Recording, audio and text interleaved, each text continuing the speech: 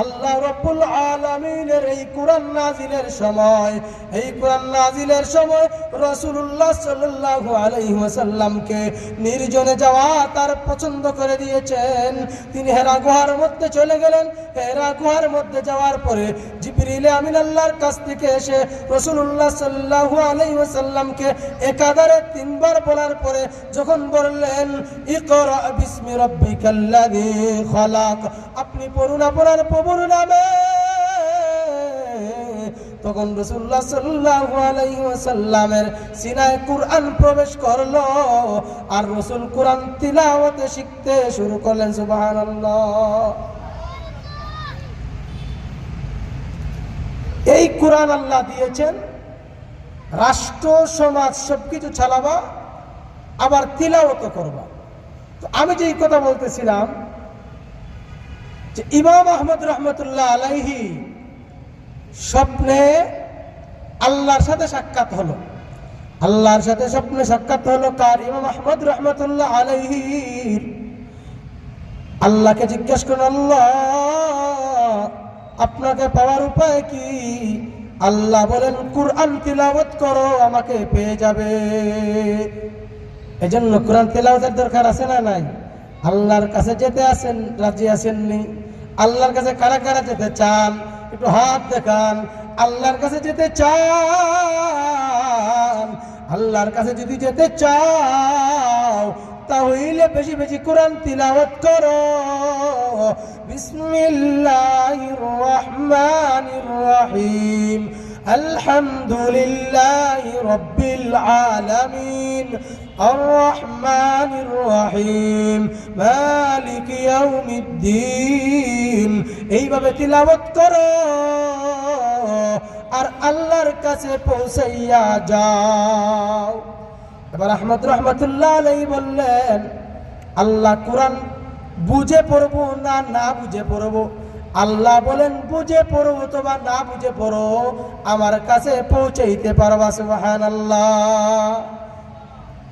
আমাদের সমাজে অনেক আছে, তারা বলে বুঝে নাকি না পড়লে কোরআন পড়ার তেলাওয়াত করার সওয়াব নাই। নাউজুবিল্লাহ বলতেন না? চিৎকার দিয়ে বলেন না নাউজুবিল্লাহ। হে মুসলমান ইমানদার, কুরআন তিলাওয়াত বুঝে পড়ো না বুঝে পড়ো, মনোযোগ লাগাইয়া যদি পড়ো, ইখলাস ওয়ালা নিয়ত নিয়ে যদি পড়ো, আল্লাহরে পাইবার নিয়তে যদি পড়ো, বুঝে পড়ো আর না বুঝে পড়ো, কোনো অসুবিধা নাই। আল্লাহর নৈকট্য হাসিল করতেও কোনো সন্দেহ নাই। বুঝা গেল কুরআন বুঝে পড়ো আর না বুঝে পড়ো, কুরআন তিলাওয়াত করলেও আল্লাহকেই পাওয়া যায়। সুবহানাল্লাহ। এই কোরআন তিলাওয়াত যদি করতে হয়, কোরআন তিলাওয়াত শিখতে হবে কিনা? কোরআন তিলাওয়াত কার কাছ থেকে শিখবো? ডাক্তারের কাছ থেকে কোরআন তিলাওয়াত শেখা যায়, ইঞ্জিনিয়ারের কাছ থেকে শেখা যায়, পুলিশ ভাইয়ের কাছ থেকে শেখা যায়, ইঞ্জিনিয়ারের কাছ থেকে শেখা যায়। যদি কোরআন তিলাওয়াত শিখতে হয় আলেমের কাছে যেতে হবে, হাফেজের কাছে যেতে হবে। ও মুসলমান, আর ওই আলেম আর হাফেজ তৈয়ার হয় মাদ্রাসা মসজিদ থেকে। তাইলে কোরআন তিলাওয়াত যদি করতে হয় শিখতে হবে, আর শিখতে হলে আলেম উলামার কাছে যাইতে হবে। আর আলেম উলামার কাছে যাইতে হলে মাদ্রাসা মসজিদে আপনার আমার সন্তানাদিদেরকে পাঠাইতে হবে। তার আলেম হবে, হাফেজ হবে। আর আলেম এবং হাফেজ হইয়া তারা আপনার আমাকে কুরআন তেলাওয়াত শিখাইবে। কুরআন তেলাওয়াত যদি আপনি আমি শিখি আর কুরআন তেলাওয়াত যদি করি, কার সাথে সাক্ষাৎ হবে? চিৎকার করে বলি। আল্লাহর সাথে সাক্ষাৎ যদি চাইতে হয়, আল্লাহর কাছে যদি যেতে হয়, তাহলে আপনার জন্য কুরআন তিলাওয়াত শিখা, কুরআন তিলাওয়াত শিখানো উভয়টা ফরজ।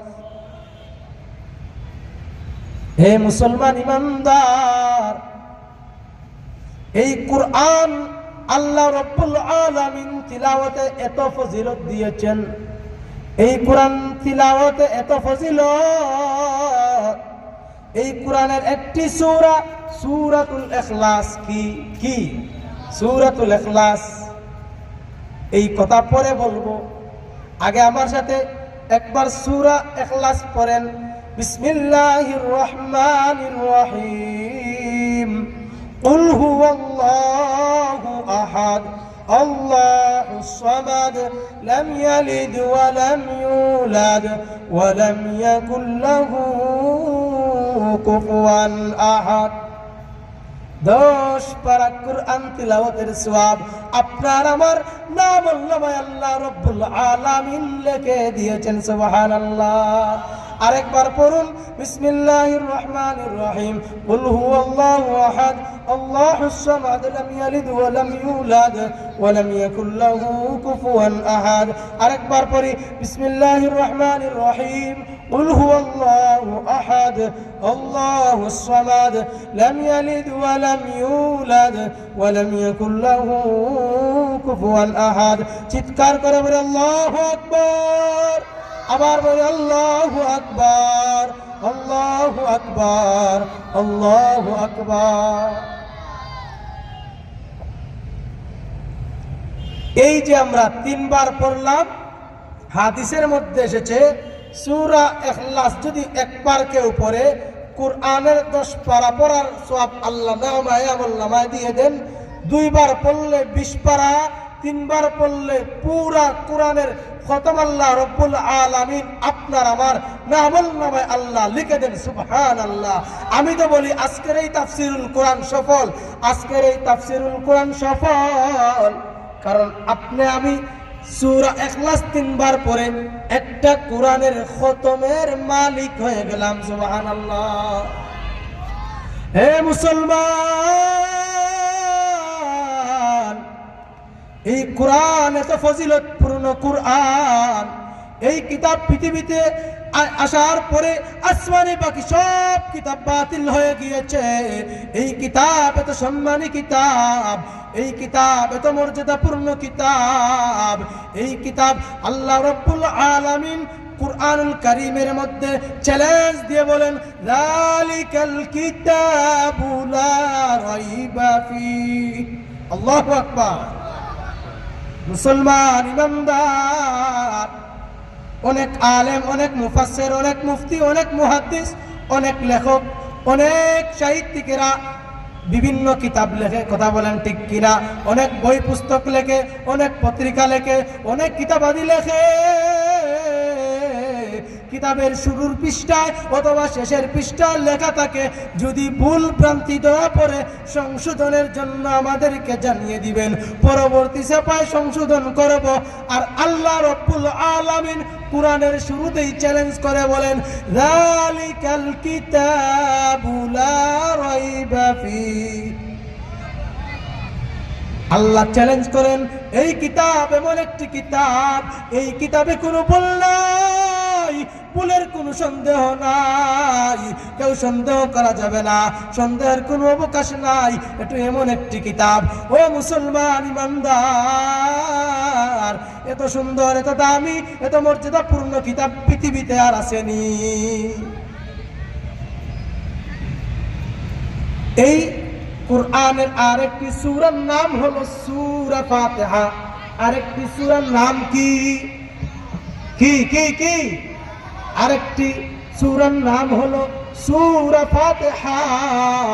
সূরা ফাতিহা শিফা, সূরা ফাতিহা সকল রোগের ঔষধ, সূরা ফাতিহা সকল রোগের ঔষধ। ও মুসলমান ইমানদার, আল্লাহ রাব্বুল আলামিন সূরা ফাতিহা কুরআনুল কারীমের মধ্যে দিয়েছেন। এই সূরা ফাতিহা পৃথিবীর সকল রোগের শিফা। এই সূরা ফাতিহা পড়ে যদি কোনো রোগী যদি তার শিফার উদ্দেশ্যে সূরা ফাতিহা পাঠ করে, আল্লাহ রাব্বুল আলামিন মৃত্যু ব্যতীত তার সমস্ত রোগের শিফা দান করবেন। ও মুসলমান ইমানদার, হাদিস শরীফের মধ্যে এসেছে সুসংবাদ গ্রহণ করো, কোরআনের এক প্রান্ত আল্লাহর হাতে, অপর প্রান্ত বান্দার হাতে। ও মুসলমান, আপনি আমি আল্লাহর বান্দা, কত সৌভাগ্য! এক প্রান্ত আল্লাহর হাতে, অপর প্রান্ত বান্দার হাতে। বান্দার হাতে যেই প্রান্ত, ওই প্রান্ত যদি আঁকড়ে ধরে বান্দা, তাহলে আল্লাহ রব্বুল আলামিন অপর প্রান্তে আল্লাহ রব্বুল আলামিন ধরা আছেন। এই বান্দা কখনো পথভ্রষ্ট এবং বিপদগামী হবে না। এজন্য কোরআনের প্রান্ত ধরতে কারা কারা রাজি? রাজি থাকলে তিলাওয়াত করতে হবে। বেশি বেশি তিলাওয়াত যদি করো, তাহলে কোরআনের প্রান্ত ধরা হয়। ও মুসলমান ইমানদার, কোরআনের এক প্রান্ত আল্লাহর হাতে, অপর প্রান্ত তোমার হাতে। আল্লাহ রাব্বুল আলামিন কুরআনুল কারীমের মধ্যে বলেন, ওয়াতাসিমু বিহাবলিল্লাহি জামিআ, তোমরা আল্লাহর রশিকে আঁকড়ে ধরো, আল্লাহর রশিকে আঁকড়ে ধরো। ইবনে মাসউদ রাদিয়াল্লাহু তাআলা আনহু বলেন, হাবলুল্লাহ দ্বারা কুরআনকে উদ্দেশ্য নেওয়া হয়েছে। ইবনে মাসউদ রাদিয়াল্লাহু তাআলা আনহু এই আয়াতের তাফসীর করতে বলেন, হাবলুল্লাহ দ্বারা এখানকে কোরআনকে বোঝানো হয়েছে। এই কোরআন হইল রশি, এই কোরআন আল্লাহর রশি। ওই রশির এক প্রান্তে আল্লাহ ধরা, অপর প্রান্তে যদি বান্দা ধরো, তাহলে সমস্ত বিপদ আপদ থেকে তুমি বেঁচে থাকতে পারবে।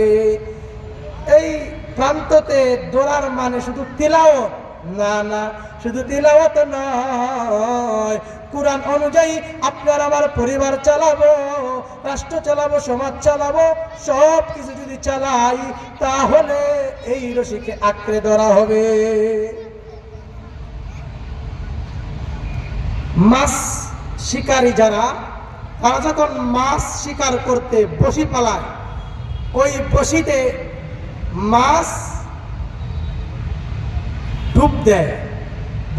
বসিতে মাছ ডুব দেওয়ার পরে মাছ বসিতে লেগে যায়। মালিক কি করে? ওই রশিকে টেনে টেনে তার কাছে তুলে নিয়ে আসে। এইভাবে কোরআনের এক প্রান্ত ধরলে আল্লাহ আমাদেরকে ওই আল্লাহর অপর প্রান্ত থেকে আমাদেরকে এইভাবে টেনে টেনে আল্লাহর কাছে নিয়ে যাবেন। কথা বলেন ঠিক কিনা? হে মুসলমান ইমানদার, সময় অনেক স্বল্প, আমি 2-4 মিনিটে আমার কথাগুলো শেষ করতেছি। দেখেন, এক বাদশা তার বালাখানার নিচ দিয়ে একজন বুজুর্গ আল্লাহওয়ালা যাচ্ছেন।